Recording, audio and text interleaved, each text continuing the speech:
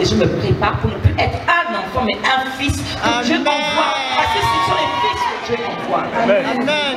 Dieu n'envoie pas les enfants. L'église est remplie d'enfants. En effet, si tu as des enfants, c'est bien. Les fils, c'est mieux.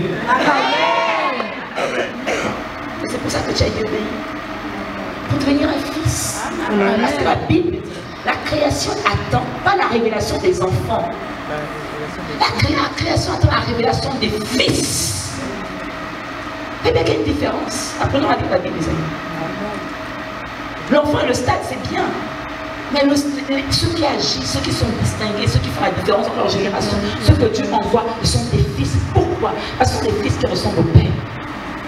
Parce que la réalité, je vous l'ai dit tout à l'heure, c'est que les gens veulent le Père, les gens veulent voir Christ.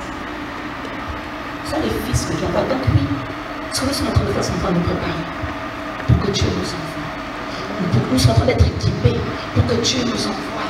Et quand Dieu verra que ces principes-là, tu les appliques, c'est devenu une vie. Tu n'as pas besoin de dire, pasteur, je suis appelé. L'appel se voit. L'appel se voit. Et c'est Julien comme John, c'est passé en langue du jour que les opportunités viennent avec la préparation. Parce que chacun de nous est appelé. Mais c'est la préparation qui révèle ton appel. Mais pourquoi voulez-vous que Dieu cache son appel? Dieu n'a aucun intérêt à cacher ce qu'il a mis au-dedans de toi.